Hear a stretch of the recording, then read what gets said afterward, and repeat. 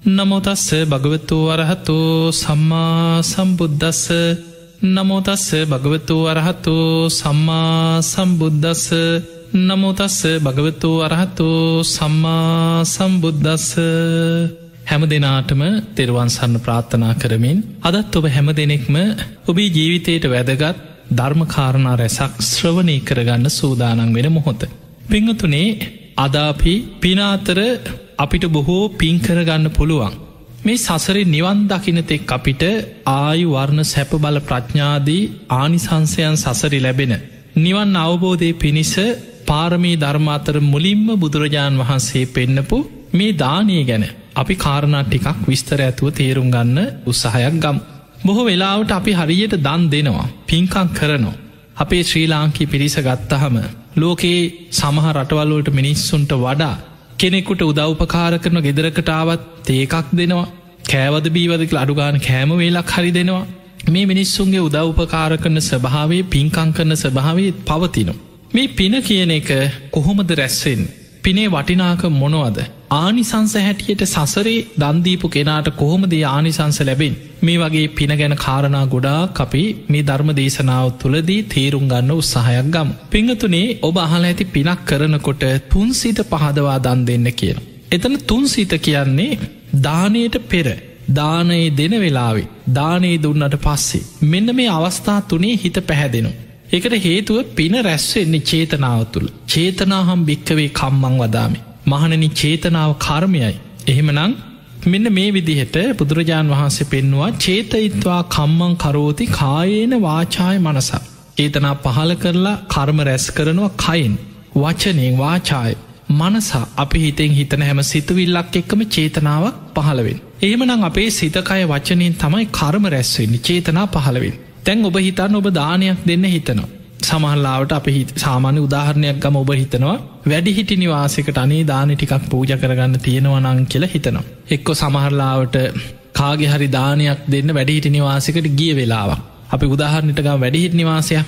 එතකොට ඔබ කාගේ හරි දානයකට සම්බන්ධ වෙන්න ගියා. ඔබට ඒ වැඩිහිටි දෙමව්පියෝ ඒ ආයතනේ දැකලා ඔබට හිතුණ අනේ මටත් දානයක් පූජා කරගන්න තියෙනවා නම් ඒ සිතුවිල්ල තමයි දානයේ වෙනුවෙන් ඉස්සල්ලාම හිතේ පහළ වෙච්ච චේතනාව. ඊළඟට ඒ ගැන කතා වෙනවා. අනේ මටත් ආසයි දානයක් දෙන්න. කොහොමද දන්නේ දාන වේලක් බාරගන්නේ? චේතනා පහළ කරලා තමයි වචන කතා කරන්නේ. දැන් දානයක් වෙනුවෙන් තමයි මේ වචන පහළ වෙන්නේ. ඊළඟට ගිහිල්ලා හම්බෙනවා, ඔෆිස් එකට යන්න කියනවා, අවස්ථාවක් ඉල්ල ගන්න කියනවා, මෙයා හම්බෙන්න කියනවා. දැන් ඔන්න ගිහිල්ලා කතා කරලා කොහොම හරි දාන වේලක් බාරගන්න. දැන් සිත කය වචනය කියන තුන්දොරම දානයක් වෙනුවෙන් තමයි මේ චේතනා පහළ වෙන්නේ, රැස් වෙන්නේ, ක්‍රියාත්මක වෙන්නේ. දැන් අපි හිතමු දාන වේලක් පාරගත්තා. ඒ දානි දුන්නේ තව මාස 6ක් ඉස්සරහ තියෙන දානයක් කියලා හිතමු. දැන් මේ මාස 6 පුරාම ওই දානි ගැන කී වතාවක් හිතනවද? ලබන මාසෙ එක්ක තව මාස 2යි තියෙන්නේ. කොහොමද මේක කරගන්නේ? මේ දාන වේලාව ආයි කතා කරලා බලන්න ඕනේ මොනවද ගේන්න තියෙන්නේ. එතකොට දැන් මේ විදිහට අපි හිතෙන් හිතනවා, gedara කතා වෙනවා. දැන් දානි දින ලං වෙන්න ඒ ගැන ගොඩක් හිතෙනවා. මොනවද පූජා කරගන්නේ, කී දෙනෙක් ඉන්නවද, මොනවද හොඳ. දැන් මේවා හිතනවා. ඊළඟට බඩු මුට්ටු ගන්න යනවා, ඊළඟට කඩේ යනවා, පොලේ යනවා, එලෝලු ටික උස්සගෙන මේ සිත කය වචනේ තුන්දොරින් දැන් එලෝලු ගන්නේ, බඩු ගේන්නේ, සූදානම් වෙන්නේ, කට්ටිය එකතු කරගෙන දානි උයන්නේ, සකස් කරන්නේ. දැන් මේ හැම දෙයක්ම දානෙට පෙර මේ තාම. එතකොට අපේ සිත කය වචනේ මුල් කරගෙන දානයක් වෙනුවෙන් කොච්චරනම් චේතනා පහළ වෙනවද? ඒක ධර්මී කියන්නේ පුබ්බේව දානාසුමනෝ.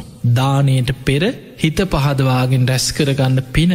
මේ වගේ විශාල පුණ්‍යස්කන්ධයක් දාන මොහොත වෙන තෙක්ම රැස් වෙනවා දානයක් උදෙසා. අන්න පින කියන්නේ වගේ චේතනාවේ පින රැස් වෙන්නේ.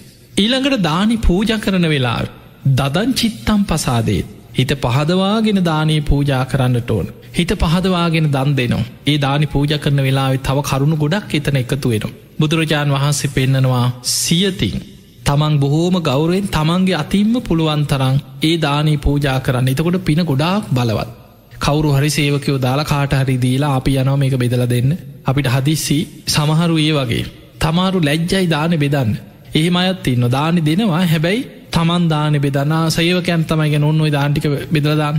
ඒ මට්ටමට පත් නොවේ. තමම්ම සියතින් දන් දෙනකොට ගොඩාක් බලවත්. ඊළඟට කර්මඵල විශ්වාසය. ඒක ධර්මී කියන ලෞකික සම්මාදිට්ඨිය. දානයක් දෙනකොට ඒ දානි ආනිසංස ගැන හිතහිතා කර්මඵල විශ්වාසය මම මේ පිනක් කරන්න. මේක විපාක මට සසරි කොච්චරනම් ලැබෙයිද. මේ විදිහට පිනේ විපාක ගැන අවබෝධයකින් කර්මඵල විශ්වාසයෙන් දන් දෙනවා. ගෞරවෙන් දන් දෙනවා. ඒ දෙන දේ ගෞරවයෙන් පූජා කරනවා. සමහරලාවට කෙනෙකුට ඒක ගෞරවයක් නැතුව අපි හිතමර මෙන්න කාපන් කියලා වීසි කරා කියලා. සමහරු එහෙම අයත් ඉන්නවා. කෙනෙක්ගෙන් ඉල්ලලා සමහරුන්ට කේන්ති යනවා. සමහර සමාජයේ මිනිස්සුන්ගෙන් ඉල්ලනකොට කකා ඉන්න වෙලාවට ඉල්ලපුවාම සමහරු කේන්තියෙන් දෙන්නේ. මේ කන්නත් නෑ මේ වදේ කියලා කේන්තියෙන් දෙනවා. එහෙම නෙමෙයි බොහොම ගෞරවයෙන්. දෙන දේ සතෙකුට දුන්නත්, හිඟන්නෙකුට දුන්නත්, අසරණ මිනිස්සෙකුට දුන්නත් අනේ කෙනෙක් ඉල්ලන්නේ නැති නිසා, ඒ මිනිස්සයාට බඩකින්න නිසා, අසරණකම නිසා ඔබෙන් යමක් ඉල්ලන්නේ. යමක්කමත් තියෙන කෙනෙක් කවදාවත් අතපාගෙන බැනුම් අහගෙන එන්නේ නෑ ඉල්ලන්න. ඒ නිසා ඒ දෙන දේ බොහොම ගෞරවෙන් දෙන්න කෙනෙකුට. හිඟන්නෙකුට දුන්නත් ඒක බොහොම ගෞරවෙන් දෙන්න. ඒ කෙනාගේ හිත සතුටු වෙන විදිහට ඒ දේ දෙන්න. එතකොට මේ විදිහට ඔබ දෙනකොට ගෞරවෙන් දෙන්න. ඊළඟට සක්කච්ඡන් දානන් දෙන්න. සකස් කරලා පිළිවෙලකට දන් දෙන්න. ඒ කියන්නේ කන්න බැරි විදිහට නිකන් අනලා වීසි කරන දෙයක්. දැන් ඔබ හිතන්න ඔබට බත් එකක් අනලා දුන්නොත් ඔබ කයිද නෑ. ඔබට දකින්නකොටම තරහ යනවා, කේන්ති යනවා. සමහරවිට අප්පිරියා හිතෙන්න පුළුවන්. ඒ නිසා කෙනෙකුට දෙනකොට ඒක පිළිවෙලකට සකස් කරලා බොහොම ගෞරවෙන් බත් එකකට උනත් ඒ වෑංජන ටික බොහොම පිළිවෙලකට ගෞරවෙන් සමහරලාවට මුළු බත් එක වැහෙන්න එක්ක පරිප්පු එකක් හොද්දක් සම්පූර්ණ බත් එක පාවෙන්න බෙදලා දාන. එතකොට මේ විදිහට බැලුව බැලමට අර බත් එක දිහා දකින්නකොටම කෙනෙකුට අප්පිරියයි.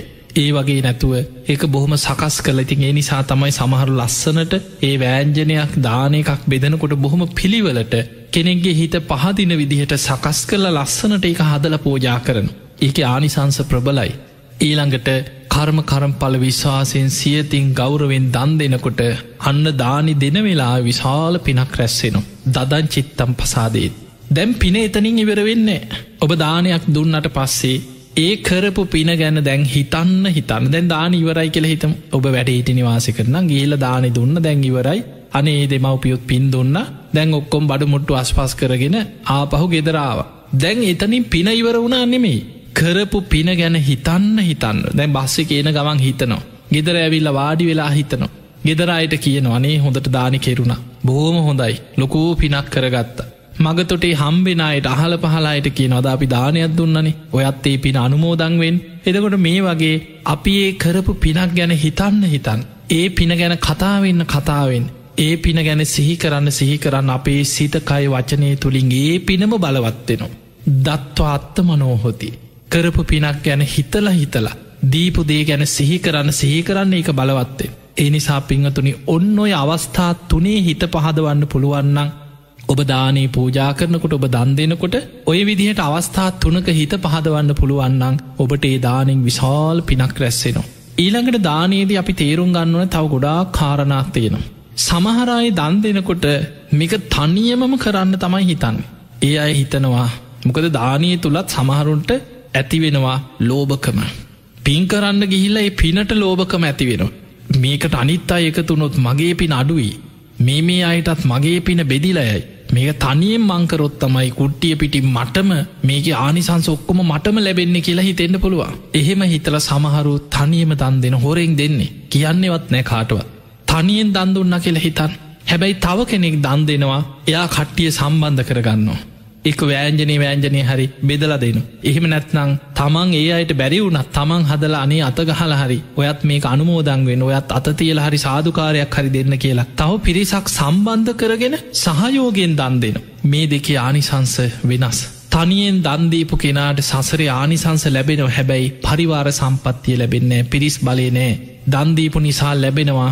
නමුත් පිරිස් බලේ නැහැ. අර පිරිස එකතු කරගෙන බෙදා හදාගෙන සහයෝගයෙන් දන් දීපු කෙනාට ඒ දන් දීපු පිනෙන් සැප සම්පත් සසරේ ලැබෙනවා වගේමයි පරිවාර සම්පත්තිය. පිරිස එකතු කරගෙනයි දන් දුන්නේ. පිරිස සම්බන්ධ කරගෙනයි දන් දුන්නේ. සහයෝගයට කට්ටිය එකතු කරලා ඒ අයටත් අනුමෝදන් කෙරෙව්වා. ඒ නිසා ජීවිතේ තමන් තනි වෙන්නේ නැහැ. තමන්ට ඕන තරං යාළුව හිතවත්තු කරදරයක් වුණත් පිරිස පරිවාර සම්පත්තිය අඩුවක් වෙන්නෑ කියන. දැන් ඔබ බලන්න සමාජය ඔබ දැකල ඇති සමහරු ඉන්නක් පෝටිපතියෝ ආත් කවුරුත් නැතුව අන්ත අසරණ විශාල මාලිගා වගේ ගෙවල්වල තනියම ජීවත්වෙනවා. කවුරුවත් නැක්කො දරු හත ඇල්ල දාලා ගිහිල එක්කො ඒ අයි වෙන වෙන රටවල්ලොල ඒ අයට ඒ රටවල්ලොල රස්සාවල් බැඳීම් විවාහ වෙලා ලංකාවට එන්න යන්න විදිහක් නෑ. අවුරුද්ධකට දෙහෙකට තමයි සමහල්ලාවට අම්ම තාත්ත බලන් හරි යන්තන් ඒගන්න කවුරුත් නෑ. සමහල්ලාවට ජීවිතේම දන්නේ අඳුරන්න නැති මනුස්සෙක් ළඟ ඉන්න බලාගන්න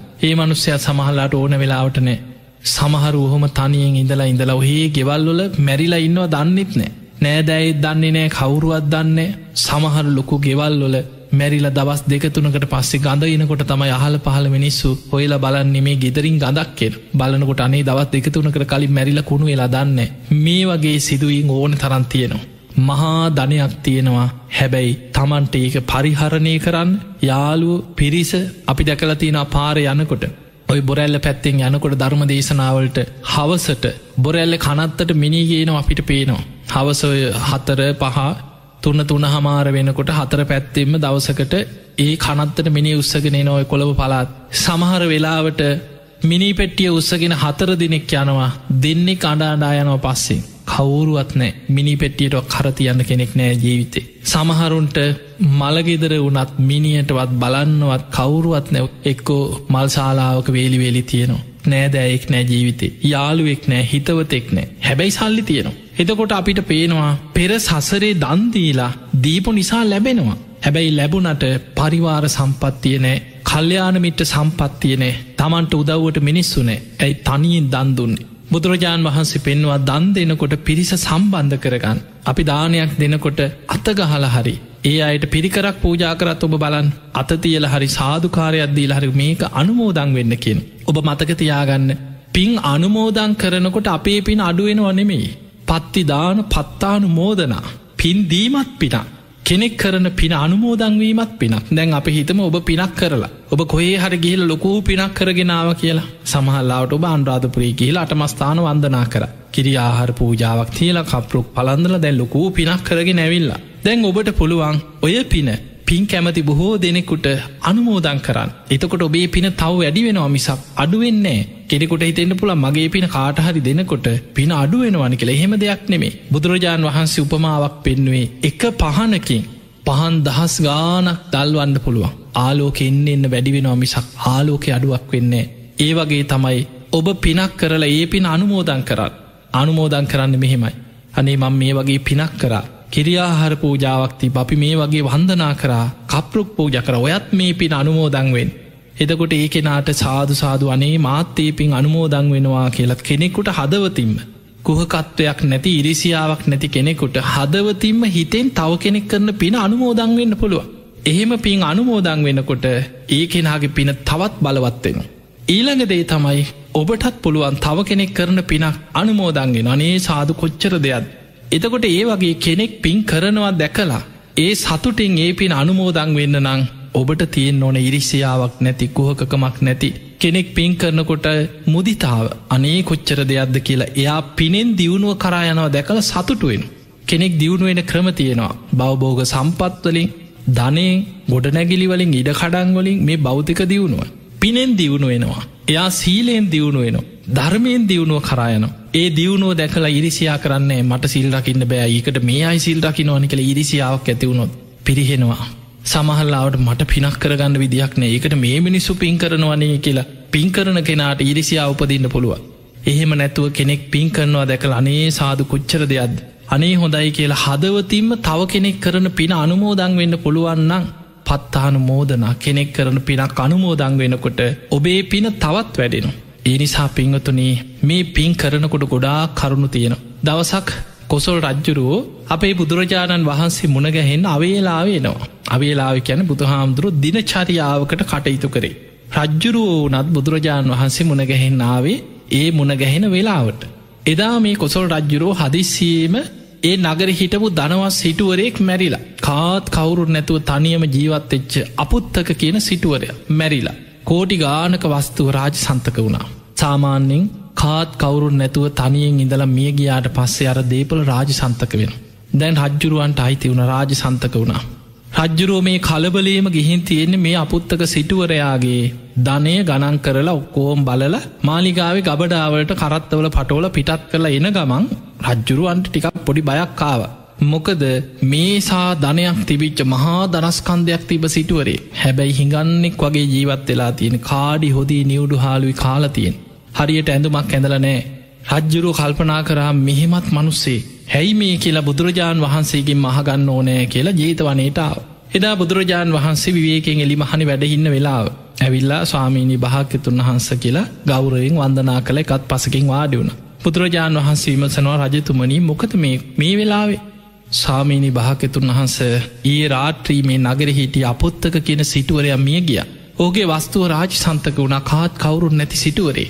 ඒ වස්තුව ගබඩාවලට පිටත් කරල මේ එන ගමන් කීවා. බුදුරජාණන් වහන්සේට කෙන සාමීනී රන් කහවනු විතරක් 18 කෝටියකට වඩා රන් කහවනු තිබුණ කියන කෝටි 18කට වැඩිය රත්තරං කහවනුවලින් සාමීනී භාග්‍යතුන් වහන්ස රිදී ආදී අනෙක් වස්තුව ගැන තව කවර කතාවක්ද කියලා රත්තරං එච්චරන රිදී ආදී අනෙක් වස්තුව ගැන තව කවර කතාවක්ද ඒ තරන් ධනයක් තිබ සිටුවරයා සාමීනී ප්‍රශ්නය ඕක නෙමෙයි කියෝ.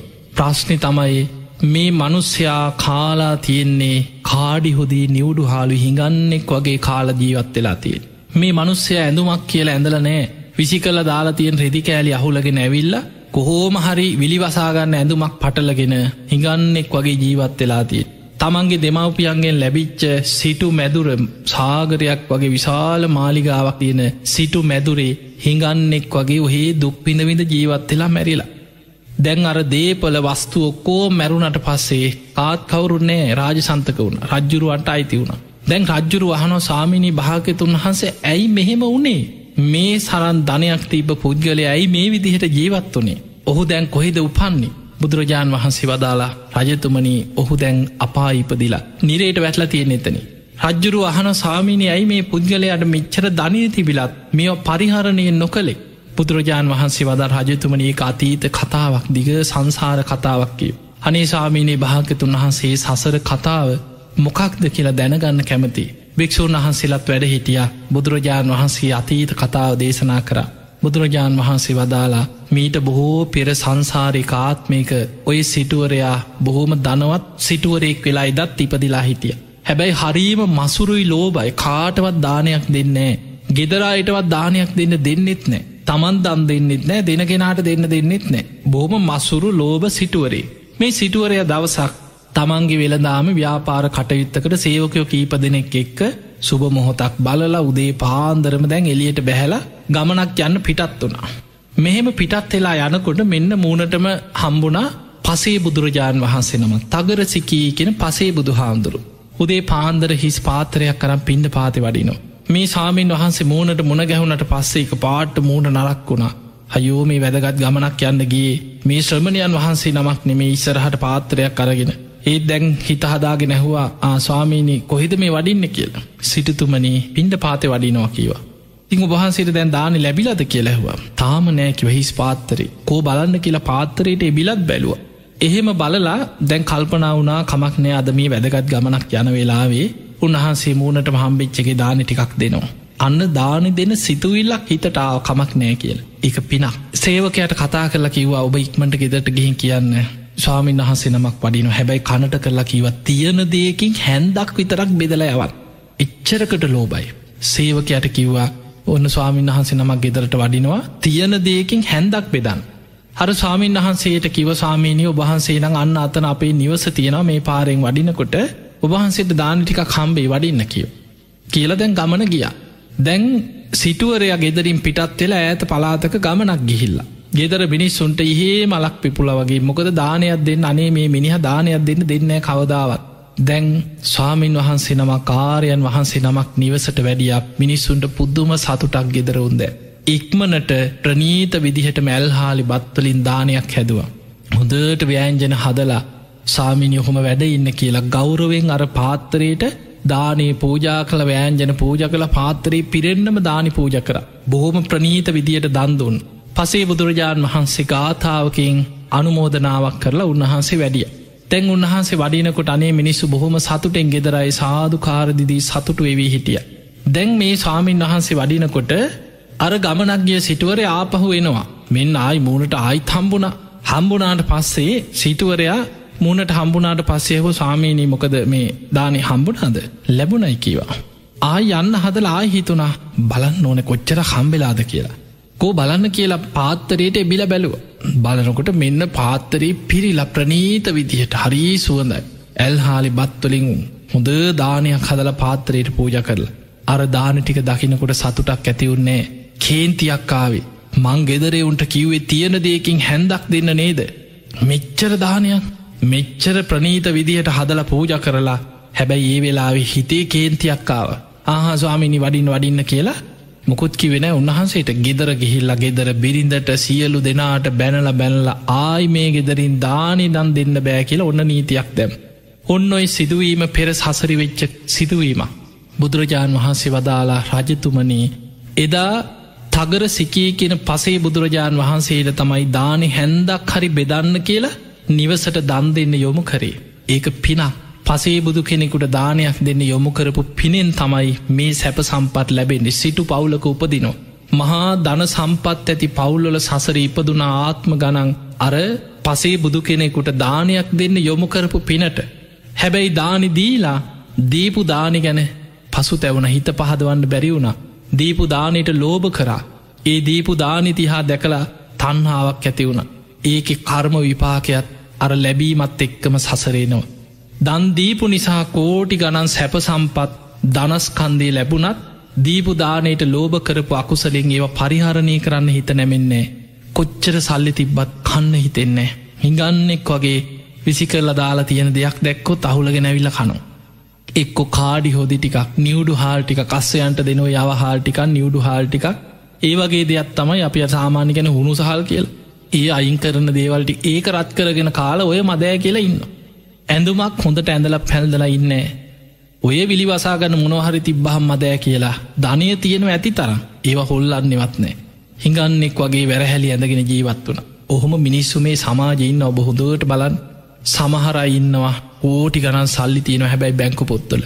ඉන්නේ කුලියට පොතේ සල්ලි තියෙනවා. ඉඩ කඩන් දීපල කොහේ හරි අරන් දාලා සමාජි මිනිස්සු දැනගනී කියලා කුලියට ඉන්නවා. ඔහේ බස්වල එල්ලිලා යන වාහන 10ක් වුණත් ගන්න සල්ලි තියෙනවා. තමන්ට ජීවිතේ හොඳට ඇඳලා පැළඳලා හොඳ වටිනා විදිහට ලස්සනට ඇඳලා පැළඳලා ජීවත් වෙන්න පුළුවන්. ඒත් අඳින්නේ නැහැ. එකම ඇඳුම හොද ඉරිච් එකත් මහගෙන අඳිනවා.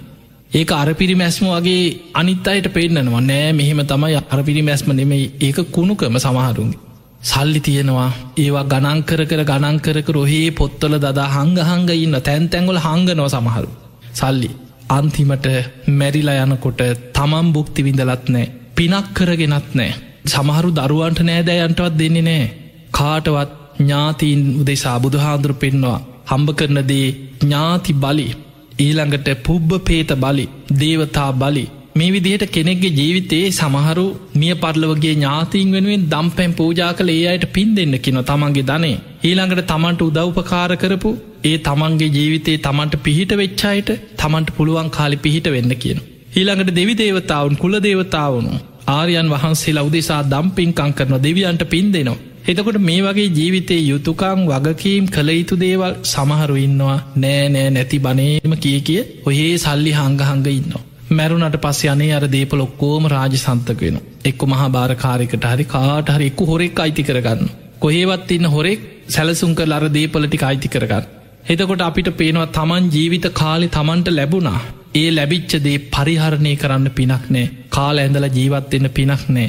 හොඳ බේත් ටිකක් ගන්නේ නෑ. වෛද්‍යවරයෙක් ළඟට යන්නේ සල්ලි යනවා කියලා. හොඳ ස්ප්‍රිතාලයක නතර වෙන්නේ. සමහර ඔහේ ලෙඩක් අසනීපයක් තිබුණත් මොනවා හරි ඔය බෙහෙත් කොලයක් හරි ගෙනල්ලා මුලක් හරි තම්බගෙන බීලා ඉන්නවා මිසක් වෛද්‍යවරයෙක් ළඟට යන්නේ. එක්ක සමහරලාට පෙතිවල ගණන් අහලා ආපහු වෙනවා.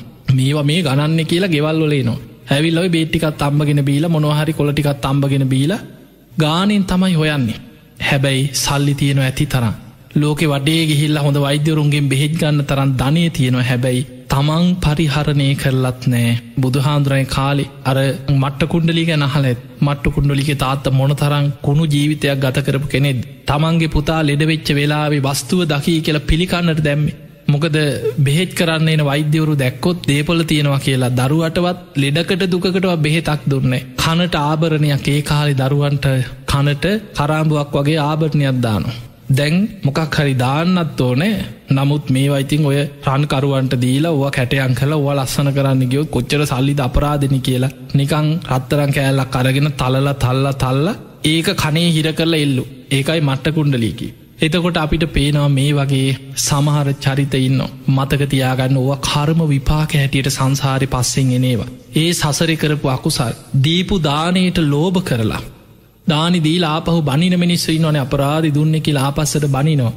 ඒ වගේ දීපු දානයට නින්දා කරලා බැනලා ලෝභ කරලා ඒවැ විපාක තමයි දන් දීපු නිසා ලැබෙනවා. නමුත් ආපහු ඒ දානයට ලෝභ කිරීම තුළ ලැබුණට පරිහරණය කරන්න හිත නැමෙන්නේ කිය. එතකොට බලන්න මේ දානය ගැන කොච්චරනම් දේවල් ඔබ දැනගන්නට ඕන නැති කියලා දන් දෙනකොට පිංගතුනේ බුදුරජාණන් වහන්සේ අවස්ථාවක පෙන්වනවා මහණෙනි මේ දානයේ වටිනාකම මේ ලෝකෙ මිනිස්සු ලෝතුරා බුදු කෙනෙක් තරම් දානික වටිනාකම දන්නවන්නං තමන් කන බත්පතෙන් කොටසක් දිනපතා හරි සතෙකුට හරි දන් දෙනවා. පුංචි සතෙකුට හරි කුසගින්න නිවාගන්න එක බත් කටක් හරි දන් දෙනවා. ආත්ම 100ක් ආනිසංසයි එක සතෙකුගේ එක කුසගිනි වේලක් නිවන්න පුළුවන්න.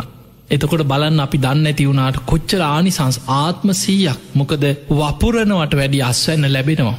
ඔබ වපුරපු දේවල් තමයි අස්වැන්න නෙලන්නේ. මතක තියාගන්න එක අඹ ඇටින් එක අඹ ගෙඩියක් නෙමෙයි ලැබෙන්නේ. ඒ අඹ ඇටේ පැලකරාට පස්සේ ඒ හටගන්න අඹ ගහෙන් අඹ 100,000 ගානක් ඔබට අස්වැන්න ලැබෙනවා. ඔබ වපුරනවට වැඩි අස්වැන්න 100,000 ගුණින් ලැබෙනවා. වී වැපිරුවට පස්සේ එක වී ඇටෙන් හටගන්න වී ගහේ එක ඇටයක් නෙමෙයි වී කරල් පිටින් හටගන්න. ඒ නිසා ඔබම වපුරපු දේවල් සසරේ දිගට අස්වැන්න නෙලාගෙන අපි යන ගමන. ඒ නිසා පිංගතුනි පින් අස්වැන්නු නෙලාගන්න කියන බුදුරජාණන් වහන්සේ පෙන්නන දක්ඛිනා විභංග සූත්‍රය පින ගැන විස්තරාත්මකව දේශනා කරපු දේශනාව.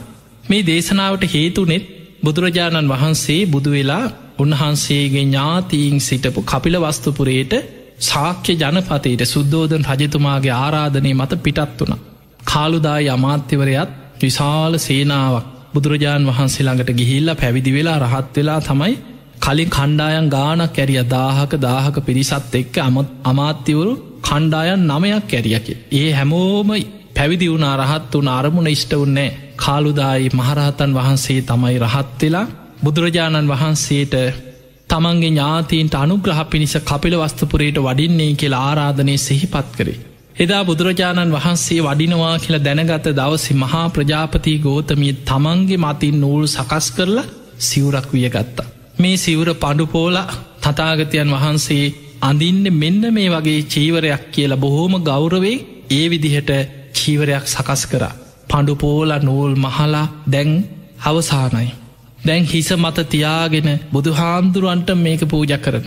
තථාගතයන් වහන්සේටමයි මගේ සිවුර පූජා කර උන්වහන්සේටයි මේ සිවුර හැදුවේ. දැන් ඔය සිවුර හිස මත තියාගෙන බුදුරජාණන් වහන්සේ වැඩම කරලා නීග්‍රෝධාරාමේ වැඩ ඉන්නකොට මහා ප්‍රජාපති ගෝතමිය බොහෝම ගෞරවයෙන් ඇවිල්ලා ස්වාමීනී භාග්‍යතුන් වහන්සේ මේ සිවුර පිළිගන්න. ඔබ වහන්සේටමයි මේ සිවුර සකස් කරේ මගේ මේ අතින්මයි සකස් කරේ. බුදුරජාණන් වහන්සේ වදාලා ගෝතමිය සංඝයාට පූජා කරන්නකි. අන්න ටිකක් දුක හිතුණා. අනේ මං ඔබ වහන්සේටමනි මේ සිවුර හැදුවේ. ස්වාමීනී භාග්‍යතුන් වහන්සේ පිළිගන්න. දෙවනි වතාවෙත් බුදුරජාණන් වහන්සේ වදාලා ගෝතමිය සංඝයාට පූජා කරන්න. එතකොට ආයෙමත් හිතට දුකක් ඇති වුණා. අනේ ස්වාමීනි භාග්‍යතුන් වහන්සේ එහෙම කියන්න එපා. මගේ අතින්මයි මේ සිවුරු සකස් කරේ. ඔබ වහන්සේ වෙනුවෙනුයි සකස් කරේ. එතකොට ආනන්ද හාමුදුරුවෝ එතන ඉඳන් කියනවා ස්වාමීනි භාග්‍යතුන් වහන්සේ තථාගතයන් වහන්සේ පිළිගන්න. ඔබ වහන්සේගේ මෑණියන් ඔබ වහන්සේ බිහි වෙලා දින 7කින් කලුරිය කරාට පස්සේ තමන්ගේ දරුවා කිරි මව්වරුන්ට දීලා තමන්ගේ කිරි ටික පෙව්වේ ඔබ වහන්සේට. මේ ප්‍රජාපති ගෝතමිය ඔබ වහන්සේගේ සොළු මෑණියන් ඔබ වහන්සේට බොහෝ උපකාර කරපු කෙනෙක්. ඒ නිසා ඔබ වහන්සේම පිළිගන්න කියෝ. එතකොට බුදුරජාණන් වහන්සේ වදාලා ආනන්දයේ තථාගතයන් වහන්සේ පෞද්ගලිකව පිළි නොගන්නේ මේ ගෝතමිය ගැන තියෙන කරුණාව නිසාමයි කියව. බුදුරජාණන් වහන්සේ වදාලා පෞද්ගලිකව පූජා කරොත් ඒක බුදුරජාණන් වහන්සේට විතරක් පූජා කරපු වස්තුව. හැබැයි සංඝයා උදෙසාත් පූජා කරනවා කියන චේතනාවෙන් පූජා කරද්දී බුද්ධ ප්‍රමුඛ සංඝයාම අරමුණු කරගෙන පූජා කරොත් බුදුරජාණන් වහන්සේටත් පූජා කරාවෙනවා මහා සංඝයාටත් පූජා කරපු දෙයක් වෙන. අන්න එහෙම කියමින් බුදුරජාණන් වහන්සේ දක්ඛිනා විභංග කියන සූත්‍ර දේශනාව දේශනා කරා. ඒ දක්ඛිනා විභංග සූත්‍රයේ පෞද්ගලික දාන 14ක් පෙන්වනවා. පෞද්ගලික දානයකදී ඒ පුද්ගලයන්ගේ ගුණධර්ම මත ආනිසංස වැඩි වෙනවා. සතෙකුට දුන්නත් ආත්ම 100ක් ආනිසංසයි. කෙනෙක් ඉන්නවා මිත්‍යා දෘෂ්ටිකයි. කර්මඵල පින්පව් ගැන දන්නේ නැහැ. හැබැයි අසරණ කෙනෙක් කුසගින්න ඉන්න කෙනෙක්. අපි අනේ පව් මේ අසරණයා කියලා කෑම වේලක් දුන්නොත් ආත්ම 1000ක් ආනිසංසයි. හිඟන්නෙකුට දුන්නත් ආත්ම 1000ක් ආනිසංස ලැබෙනවා. ඊළඟට කෙනෙක් ඉන්නවා අසරණ කෙනෙක් හිඟන්නෙක් වෙන්න පුළුවන්. හැබැයි ගුණය හපස් සිල්වත්. ඔහුගේ ගුණයක් සලකාගෙන අපි දන් දෙනවා. ආත්ම 10000ක් ආනිසංසයි. ඒ අතර කෙනෙක් ඉන්නවා කර්මඵල විශ්වාස කරන පින්පව් විශ්වාස කරන මෙලොව පරලොව පිළිගන්න ලෞකික සම්මාදිට්ඨියෙන් යුක්ත කෙනෙක්. එවැනි කෙනෙකුට දානයක් දෙනවා. හැබැයි මාර්ගඵල ලැබලා නැහැ. එවැනි කෙනෙකුට ඒ සීලාදී ගුණධර්ම සිහි කරලා සිල්වත් උපාසකයෙකුට එක්කෙනෙකුට දානයක් දුන්නොත් ආත්ම ලක්ෂයක් ආනිසංසයි. එතනින් එහා බුදුහාඳුරුවෝ පෙන්වුවේ මාර්ගඵලලාභී සෝවාන් මාර්ගයේ ගමන් කරන කෙනා. ඒ කියන්නේ සද්ධානුසාරී ධම්මානුසාරීයයි. සෝවාන් ඵලයට පත්වෙච්ච කෙනා. සකදාගාමී මාර්ගයේ ගමන් කරන කෙනා. සකදාගාමී ඵලයට පත්වෙච්ච කෙනා. අනාගාමී මාර්ගයේ ගමන් කරන කෙනා. අනාගාමී ඵලයට පත්වෙච්ච කෙනා. අරහත්ත්වයේ පිණිස මාර්ගයේ ගමන් කරන කෙනා. රහතන් වහන්සේලා. ඊළඟට පසේ බුදුරජාණන් වහන්සේ ලෝතුරා බුදුරජාණන් වහන්සේ මෙන්න මේ විදිහට ඉහලට අනන්තයි අප්පමේයයි කිව එතනින් එහා ආනිසංස සීමා කරන්න බෑ. දානේක ආනිසංස මෙතකයි කියලා සීමා කරන්න බෑක අනන්තයි අප්පමේයයි. වපුරනවා කොට ලැබෙන අස්වැන්න මෙපමණයි කියලා සීමා කරන්න ඒ තරම් අස්වැන්නක් ලැබෙන. ඒ නිසා බුදුරජාණන් වහන්සේ මේ විදිහට පෞද්ගලික දාන 14ක් ආනිසංසය ඔස්සේ විස්තර කරා. එහෙම කරලා බුදුරජාණන් වහන්සේ වදාළ මහණෙනි ඔය පෞද්ගලික දාන සියල්ලටම වැඩිය ලෞතුරා බුදු කෙනෙකුට පෞද්ගලිකව පූජා කරනවටත් වඩා මහා ආනිසංසයක් ලැබෙන සාංගික දාන තියෙන. බුද්ධ ප්‍රමුඛ සංඝයා අරමුණු කරනවා බික්කු සංඝ කොටස. එහෙම නැත්නම් බුද්ධ ප්‍රමුඛ බික්කුණී සංඝයාට දන් දෙනවා. එහෙම නැත්නම් බුද්ධ ප්‍රමුඛ බික්කු බික්කුණී කියන උබතෝ සංඝයාට සාංගික දානයක් පූජා කරනවා. බුදුහාමුදුරුවෝ පිරිනිවන් පෑවට පස්සේ බුදුහාමුදුරුවෝ වෙනුවෙන් 13 වහන්සේලා හරි තැන්පත් කළ කරඬුවක් හරි තියලා ශාරීරික පාරිභෝගික උද්දේශික කියන ත්‍රිවිධ චෛත්‍ය අරමුණු කරගෙන දානීය අග්‍ර කොටස පූජා කරලා සංඝයා අරමුණු කරගෙන දානයක් දෙනවා. ඒත් බුද්ධ ප්‍රමුඛ සංඝයාට පූජා කරපු දානයක් හා සමානයි. මේ විදිහට පෞද්ගලික දාන වගේම සංඝයා උදෙසා සාංගික දාන පූජා කරගත්තොත් එයින් ලැබෙන ආනිසංස අනන්තයි අප්පමේයයි කිව්වා. දැන් පිංගතුනි එක එක්කෙනා කැමති දේවල් තියෙනවා. සමහරු කැමති බලු කපුටු දාන දෙන්න. කෙනෙක් කියන ඔය බල්ලෙකුට කපුටෙකුට දෙන එක කොච්චර දෙයක්ද? ඉල්ලගෙන කන්නද? අපිට කතා කරලා කියන්නද? මිනිසෙකුට නම් ඉල්ලන්න හරි පුළුවන් කියලා ඔන්න එයා කැමති දේ. තව කෙනෙක් කියනවා ඊට වැඩිය හොඳයි රෝහලකට ගිහිල්ලා නැති බැරි අසරණ මිනිස්සු හොයලා දානයක් දෙන එක. තව කෙනෙක් කියන්න පුළුවන් වැඩිහිටි නිවාසයකට ගිහිල්ලා අසරණ වෙච්ච වැඩිහිටියෝ ඉන්න තැන් තියෙනවා. ඒ වගේ තැනකට දානයක් දෙන එක ඊට වඩා හොඳයි. ඒ අතර තව කෙනෙක් කියන්න පුළුවන් අන්න ළමා නිවාසයකට දෙන එක. පොඩි ළමයි අහිංසක හිත් ඇති දරු ළමා නිවාසයකට දානයක් දෙන එක ඊටත් වැඩිය හොඳයි කිය. තව කෙනෙක් කියයි නෑ ඔය තියෙනවා රෝහල්. එවැනි රෝහලකට ගිහිල්ලා මාරාන්තික අසනීප පැහැදිලා ලෙඩ දුක් හැදිලා දුක් විඳින අය ඒ වගේ තැනකට ගිහින් දෙන එක ඊට වැඩිය හොඳයි. එතකොට එක එක්කෙනා කැමති දේවල් තියෙනවා. හැබැයි මතක තියාගන්න මේ හැම එකක්ම පිනක්. කාට දුන්නත් සතෙකුට දුන්නත් ආනිසංස තියෙනවා. හැබැයි මහත්ඵල මහානිසංස වෙන්න නම් රාග දේශ මොහ ප්‍රහාණය කරපු පිරිසක් හරි රාග ද්වේෂ මොහ ප්‍රහාණය කරන්න මහන්සි ගන්න පිරිසක්ම අරමුණු කරගෙන දන් දෙන්න ඕනේ. එතකොටයි ඒ දානේ මහත්ඵල මහානිසංස වෙන්නේ. දවසක් කොසල් රජ්ජුරුවෝ බුදුරජාණන් වහන්සේගෙන් අහනවා ස්වාමීනී කාටද මන් දන් දෙන්නේ? බුදුරජාණන් වහන්සේ වදාළ රජ්ජුරුවෝ කැමති ඕනෙම කෙනෙකුට දන් දෙන්න. අන්න බුදුහාමුදුරුවෝ දීපු උත්තරේ කාටද මන් දන් දෙන්න ඕන කියලා අහද්දී බුදුරජාණන් වහන්සේ වදාළ රජතුමා කැමති ඕනෙම කෙනෙකුට දන් දෙන්න. එක එක්කෙනා කැමති දේවල් තියෙනවා. රජ්ජුරුවෝ කැමති කෙනෙකුට දන් දෙන්න පින තියෙනවා ආනිසංස ලැබෙනවා. ඊළඟට රජ්ජුරුවන්ට කල්පනා කරගෙන ඉඳ රජ්ජුරුවෝ ආය අහනවා ස්වාමීනී කාට දුන්නොත්ද මහත්ඵල මහානිසංස වෙන්නේ? බුදුරජාණන් වහන්සේ වදාළ රජතුමනි ඔය ප්‍රශ්න දෙකක්. කාටද දන් දෙන්නේ එක ප්‍රශ්නයක්. කාට දුන්නොත්ද මහත්ඵල මහානිසංස වෙන්නේ කියන්නේ තවත් ප්‍රශ්නයක්. මහත්ඵල මහානිසංස වෙන්න නම් රාග ද්වේෂ මොහ ප්‍රහාණය කරපු පිරිසක් හරි රාග ද්වේෂ මෝහ ප්‍රහාණය කරන්න මහන්සි ගන්න පිරිසක් අරමුණු කරගෙන දන් දෙන්න කිය. එතකොටයි ඒ දානේ මහත්ඵල මහානිසංස වෙන්නේ. අන්න එහෙමනම් මතක තියාගන්න ඔබ කාට දන් දුන්නත් ඔබට පිනක් තියෙනවා. හැබැයි ඔබ මහත්ඵල මහානිසංස වෙන්න නම් මේ බුද්ධ ශාසනය තුල නික්ලේශී සියලු කෙලෙසුන්ගේ මිදිච්ච ගුරුපදේශ රහිතව ඒ චතුරාර්ය සත්‍ය අවබෝධ කරගත්ත ලෝතුරා බුදුරජාණන් වහන්සේ සිහි කරගෙන අදත් අපිට පුළුවන් බුද්ධ පූජාව තියෙනවා, මල් පූජා කරනවා, සුවඳුන් පූජා කරනවා, ගිලන්පස පූජා කරනවා. මේ සියලු පූජාවන් වලින් ත්‍රිවිධ චෛත්‍ය අරමුණු කරගෙන බුදුරජාණන් වහන්සේටයි මේ පූජා පවත්තන්නේ. ඊළඟට දානයක් දෙනකොට සංඝයාම අරමුණු කරනවා. සමහරලාවට ස්වාමීන් වහන්සේලා 5 නමක් 19ක් ඔබේ නිවසට දානයකට අපි හිතමු 19යි වැඩිය. හැබැයි ඔබ සාංගිකව දානයක් දෙනකොට ප්‍රමාණයෙන් මෙපමණයි කියලා සීමාවක් නැහැ. අතීතේ වැඩ සිටිය අඤ්ඤා කොණ්ණඤ්ඤ මහරහතන් වහන්සේගෙන් ශාසනය ආරම්භ වෙන්නේ. සරියුත් මුගලන් අග්‍ර ශ්‍රාවකයන් වහන්සේලා 80 මහා ශ්‍රාවකයන් වහන්සේලා ආදී ඒ මහා ශ්‍රාවක සංඝ පිරිස සියලු දෙනාම හිතෙන් අරමුණු වෙනවා. වර්තමානයේ යම්තාක් සංඝයා වැඩ සිටිද්දී ඒ සියලු දෙනාමත් හිතෙන් අරමුණු කරනවා. අනාගතයේ යම්තාක් සංඝ පිරිස මේ ශාසනයේ පහළ වෙනවාද ශාසනික අන්තර්ධානයේ තෙක්ම ඒ සියලු දෙනාම සේ වෙනවා. ඒ සියලු දෙනා වෙනුවෙන් බික්කු සංඝස්ස දේම භික්ෂුන් වහන්සේලාටම පූජා කරමු. භික්ෂුන් වහන්සේලාටම පූජා වේවා. එවැනි චේතනාවෙන් නම් ඔබ දානීය පූජා කරන්නේ අර 19ට විතරක් නෙමෙයි.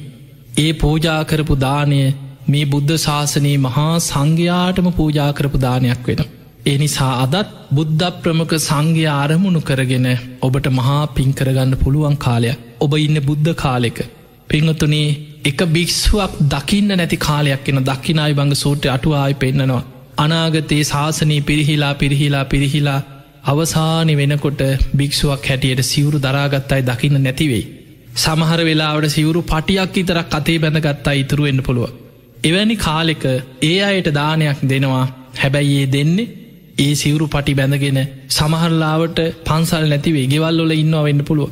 හැබැයි ඒ වෙනකොට ඉන්නේ ඔච්චරයි නම් ඒ අය සංඝයා හැටියට ඒ ශාසනයේ යම් කිසි දෙයක් පටියක් බැඳගෙන හරි ඉන්නවා නම් සිවුරු පටියක් ඒ අයට දන් දෙනවා. හැබැයි දෙන්නේ ඒ අයට විතරක් නෙමෙයි, චේතනාවේ තියෙන අතීතේ බුද්ධ ශාසනයේ වැඩ හිටිය සියලු සංඝයා මාර්ගඵලලාභී මහරහතන් වහන්සේලා අරමුණු කරගෙන වර්තමානයේ වැඩ ඉන්න පහළ වෙන ওই සියලු දෙනා වෙනුවෙනුයි මේ දානය පූජා කරන්නේ කියලා පූජා කරනවා.